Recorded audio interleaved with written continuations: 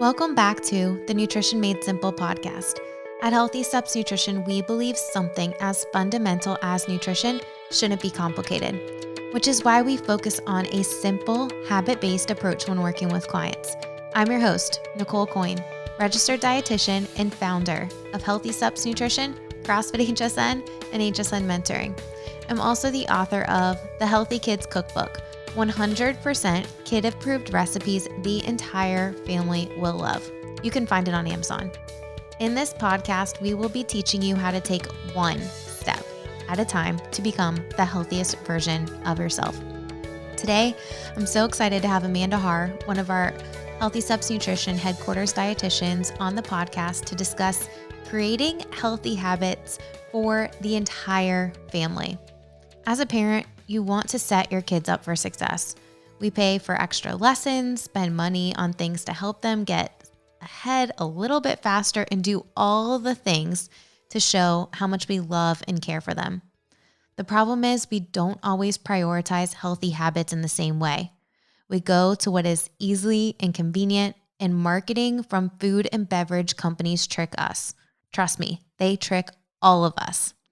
Last week on the podcast, Kristen, a teacher and mom, talked about how all the processed foods that she sees in kids' lunches negatively impacts their ability to concentrate and do well in school. Today, Amanda and I discuss why it's important to prioritize these healthy habits as a family and exactly how to do it. We share a few stories of families that we have worked with recently and simple tips that you can start implementing today. We will get to this episode right after this message. Do you love this podcast? Please share it with a friend. How? Take a screenshot and post it on social media. You never know who needs some words of encouragement or could use these simple tips to help their entire family. Also, please don't forget to tag at Healthy Steps Nutrition so that we can start following you too. I hope you enjoy this episode on creating healthy habits as a family. Amanda Haar, welcome back to the Nutrition Made Simple podcast. Thanks so much for having me, Nicole. It's great to be here. Today, we are talking about one of my personal favorites, and I know yours too, family nutrition. Family nutrition is so fun. To have the parents and the kids all involved with nutrition is so much more powerful than simply just working with a kid alone or a parent alone. I think family nutrition brings an interesting dynamic, right? And I think there's a few common reasons why people sign up for family nutrition. I think the first one, parents fundamentally do not want to fight with their kids about food. They've had long days. The last thing they want to do is fight with their kid about food. I've told my kid they need to eat vegetables, but they just won't do it. And I need you to tell them to do it, and they'll listen to you. When in reality, if we can get a family plan together and get everyone involved in the conversation, it's not someone telling a child what to do. It's like, hey, we're going to all do this together. There's buy-in from every angle. Yes, I love that autonomy piece that family nutrition brings to the table because, kids aren't in charge of a lot as far as the family goes. So when they feel empowered to make decisions and get in the kitchen and produce things in the kitchen, it's really exciting for them. Absolutely.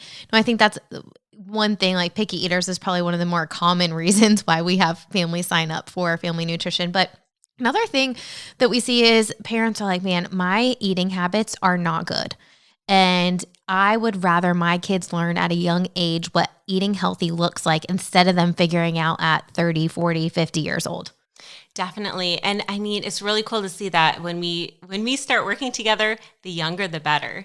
So the older the kids get, the harder the habits are to break. So when parents realize this early on, it's so much more empowering for the rest of the kids' lives and just an easier transition overall.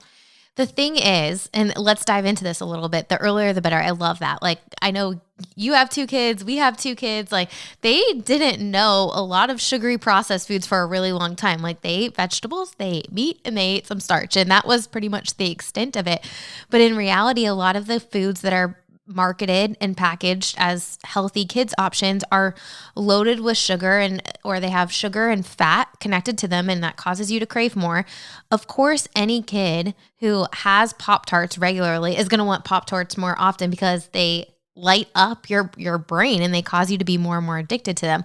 And then you slowly transition to these healthier foods. They realize, okay, I actually feel better, but it takes a while. Like the older the kid, the tougher it is for them to be like, no, I'm going to eat the Pop-Tart. I don't want to have that. Yeah, so we have a really interesting story of a family that had the exact same situation. So the kids really just wanted those like carb heavy, sugary types of things all day long. They would ask for waffles in the evening time, and then they had problems sleeping. So their parents would give them melatonin, and just life was hard. One of them was diagnosed with autism, and that's when she finally reached out. She's like, something has to change. I know nutrition has something to do with this, and having them involved. One of them now loves cooking. They've had a second assessment, and she was told that she doesn't think that she has autism after a couple months of just balancing her blood sugar and because her behavior's gotten so much better. So it's really cool to see how, again, she's younger, she's about 4 years old, but that can create so many changes. I love that. I think it's amazing what eating healthy does, not only for a child, but for the whole family. And it just makes it easier if everyone's on the same page. And Amanda, one of the things that you really focus on, and I actually look forward to this every time that we sit down for dinner as a family, but sitting down together as a family so that you can talk and have a conversation. I think we get so wrapped up in our busy lives that a whole day could go by and we don't actually sit down and have a 30, 45 hour long conversation with our kids. Definitely. With sports these days, those sports schedules are all over the place. So dinners together can be hard. And a lot of families that I've seen, they made breakfast for the kids, but they're not sitting down to eat breakfast with them too. And I mean, yes, for the whole person, this is so important and something that used to be the norm. But again, our society has gotten so fast that sitting down together creates bonding. It provides an opportunity for the parents to do some role modeling, which is super important. And honestly, I know from my son, he's expressed that dinner is his favorite time of the day. And so it's really special to kids and sometimes really kind of lower on the priority list than it should be. I love that. I know growing up, my favorite memories as a family were always sitting at the dinner table and having conversations together where it was focused on, us as a family instead of both my parents owned businesses growing up. So they were busy, but I knew at family dinner time, that was going to be, a time that we could all spend together. And it makes it even easier to do this when everyone's eating the same foods. Oh, definitely. Yes. The short order cook thing, that's a really tough one. And unfortunately, too many people are doing that these days. And that kind of leads into the division of responsibility between parents and kids. So parents are responsible for what they're going to provide their family, when their kids are going to eat, and where they're going to eat, so preferably at a table. And the kids need to be responsible for if they're hungry to eat the food and how much they're going to eat. So when those factors fall into place, we can really have a lot easier lives with not cooking a bunch of different things because parents are responsible for the balanced meals and snacks they can provide their kids. I love that. And I think what happens a lot of times is if you have a meal that let's say you have a picky eater and you make something and then they don't want it, then what happens a lot of times is the food will get put away and then the child's like, oh, I'm hungry now. And then whatever their normal food is that they like to eat ends up getting made and eaten. So, I challenge you as a family, and Amanda, you said it best, the younger, the better. The earlier you can start these habits, the easier your life will be down the road. Definitely. Yep, exactly. And another thing I see a lot of is kind of that reward, that food reward, which of course at HSN, we talk a lot about non-food rewards, but what I hear is sometimes is, if you eat your food, then you can have dessert, but you can't have dessert before you eat your food. What is that teaching the kids? That is teaching them that the dessert is the desirable thing, and you just have to get through that meal in order to get to the dessert. So we love kind of the fact that we love our food, we focus on our food, and kind of if we have dessert, that's a separate issue. It's a separate thing that we're going to enjoy along with it.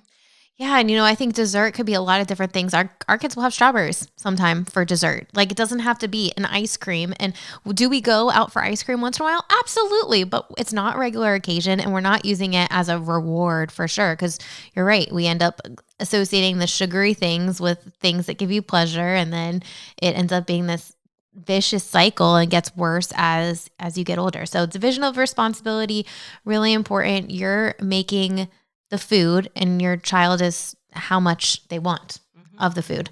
But it's kind of teaching them to tune into their body with their hunger and fullness cues, which we know as an adult, I was a part of the Clean Plate Club when I was a kid. I was supposed to eat everything on my plate. And when we do that too much, we're really kind of ignoring like, oh, was I actually hungry for everything on my plate? Or am I still hungry after I eat my plate? So the more we can teach kids to tune into those cues when they're young, that's going to help them their whole lives.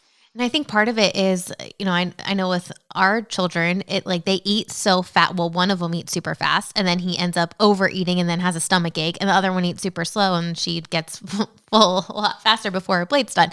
But I think it's also an important thing to okay, let's slow down. Remember, our brain is 15 minutes behind our belly. If you have a picky eater, trying different preparation methods, I'll link in the show notes specific podcast episodes where we've gone over strategies for picky eaters because it's such a common topic that we hear with families. I think it's an interesting dynamic when you have blended families. I know for us, I have 2 stepkids and luckily Jason, my husband's ex-wife, and us, we have very similar nutrition habits. The kids eat healthy food at both places. It's a consistent message at both houses, but it's not always that's the case. And when we have families with family nutrition, it's best if everyone who's involved with the caregiving of the family is in the sessions together so that everyone can be on the same page.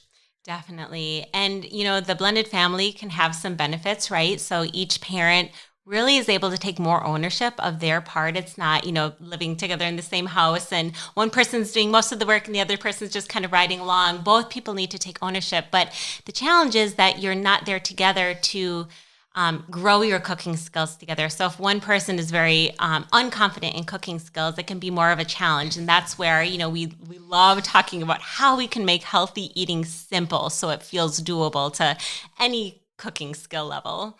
Absolutely. Simple strategies like using a crock pot or an air fryer, right? Like simple utensils that make it easy for those people who don't have the most advanced cooking skills.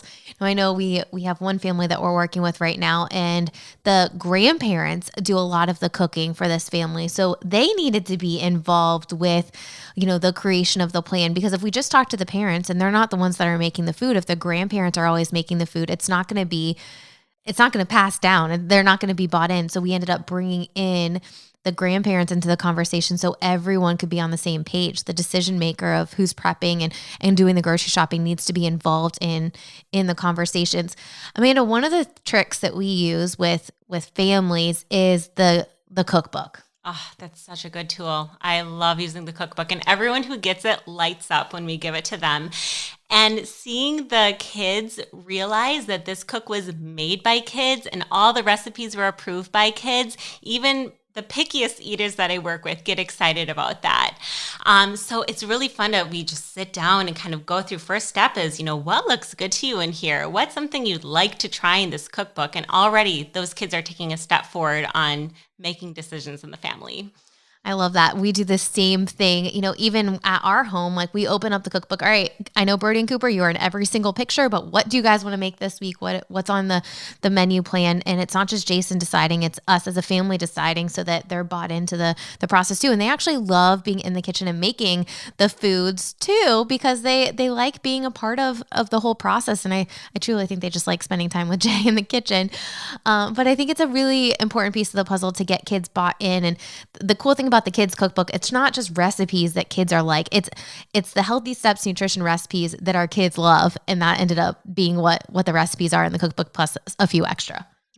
They're awesome, and they're easy, some of our easiest recipes, which is really important. And it's really fun. I mean, even the mixable recipes like Amish oatmeal is one of the definitely the favorites amongst all clients, our family. We probably make it every other week because it's something even a 2-year-old can do. My 2-year-old is there mixing the bowl and she feels like she's doing something. So again, if you can grow them up with just feeling like being in charge of food is their norm, that's just so helpful for them. I love that. You're never too young to start these healthy habits. What is probably the biggest bright spot for you working with families and family nutrition?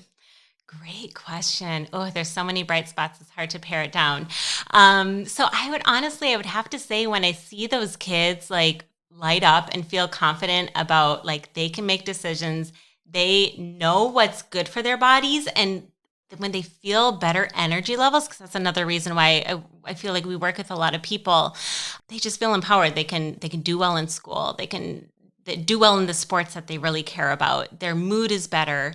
So I guess kind of the kids' reactions has to be one of my bright spots. It's amazing because we know as nutrition professionals, and most of the world knows how much balanced nutrition helps our bodies. And when you're young and growing so fast, that's very valuable. I love that. I think one of the original reasons why families reach out to us is their doctor tells them that their child has to lose weight. There's a few pediatricians that will refer all of their kids to us that have weight issues, high triglyceride issues, fatty livers at like super young ages. And it comes from the processed carbohydrates and sugar and junk that kids eat on a regular basis. And the problem is parents don't even know that it's not just affecting a child's waistline, it's affecting the inside of their body. And when parents call us, say, hey, my kid needs to lose weight, it's like, actually, I think this would be best if you guys started our family nutrition program, because you guys all being on the same page is going to be so much easier and foster that healthy relationship with food, with your children. I think a lot of times parents want us just to help their child lose weight, but in reality, it's like, we don't focus on the weight at all. I don't talk about weight at all with any of the kids. I never have. I don't want them to feel like they're on a diet. I want them to learn healthy habits. And like you said, Amanda, learn, okay, this is going to give me more energy. We were just talking about a family before we started this recording, and you're like, he really cares about getting better grades in school. So we're focusing all of our energy on how this nutrition, how this healthy eating is going to help him concentrate better so that he gets those straight A's. Exactly. I love tapping into the kids' motivators, and it's so fun because you can never expect what's going to come out of their mouths, right? It's easy for athletes, right? We work with a lot of the twisters, gymnasts. It's easy because they work super long hours. They have to have the energy. They're putting their bodies through extensive workouts. They need to build muscle. So it's an easy motivator for them. Like, hey, you eat better before your workouts, after your workouts, recovery, lunch, you're going to perform better for your 5-hour workouts every single day. They're super motivated and they want to do that. But for other kids, it's getting creative to figure out what they care about so that they want to do this instead of you telling them what to do. Like, we have to have that autonomy, going back to what we first talked about at the beginning of this podcast episode. Definitely. A lot of extrinsic motivators like rewards, that's very helpful. But when we intrinsically are motivated about something, like we have that purpose for ourselves, that's just exponentially going to be more effective with making those changes, because it's hard to make changes. Even when you're young, making lifestyle changes can be really hard. But when you keep that motivator in mind, it makes it a lot more directed and a lot easier. Amanda, you said something to me recently, and it was like, when a client can figure out it's not that I'm too busy, it's, hey, I need to make this a priority because all these other things in my life are going to get better when I do make this a priority. Like that shift in mindset. Talk to me a little bit about that, because I think that shift in mindset helps clients be exponentially more successful. Yeah, definitely. I mean, we all have the same number of hours in the day, and we have a lot of things going on, whether you're a kid, whether you're an adult, whether, all phases of life, we can be really busy. But when we put a little bit more priority into our food, into our nutrition, and into our families, that makes everything work better, right? So if I'm eating lunch so that I'm not having a crash at 3:00, how is that impacting my work? My work is going to be a lot better at that time. Or if you're a kid and you have sports practice after school, right at the time that you're crashing, that's going to be really hard to pick back up and do well in your sports. So when we just shift our priorities, and I've had to do a lot of priority shifts throughout my life, and I know sometimes it's a challenge to do so, but when you get that right balance, it's amazing how much we can benefit from that. I love that. As we wrap up, what is one actionable tip that you could tell parents that are listening to this podcast? Whittling it down to one. Toughest part of the day. Yes. I would say, this super basic seeming step of really sitting down together for meals. I have to whittle it down to that because there the role modeling comes in, there the preparation comes in, and there the bonding comes in. I love that. And when you do sit down at the table, if you're like, oh man, we haven't sat down at the table, I don't even know what we would talk about. Start off with what was the best thing that happened in your day and go around the table and ask that. I always ask the kids that, and it's always super interesting to hear what they have to say, but it's just going to be a great conversation starter as a family, or even it just becomes part of your routine. So hope you enjoyed this podcast with Family Nutrition. Amanda, you'll be back sometime soon again, because you have so much knowledge that all of our listeners have to hear to help them make health a way of life. Thank you for all that you do. It's a pleasure being here with you, Nicole.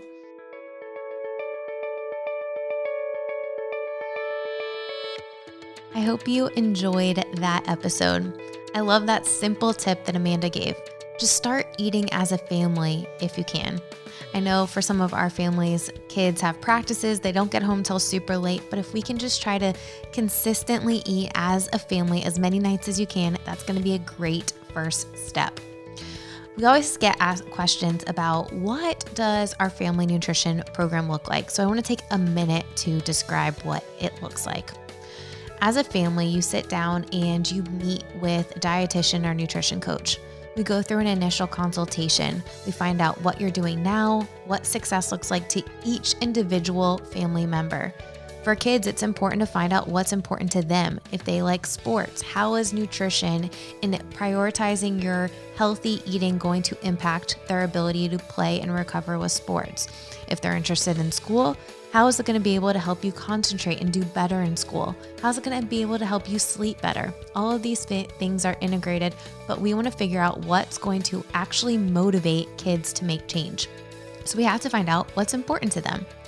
So you sit down for that initial conversation, the initial consultation. It's about 60 minutes long.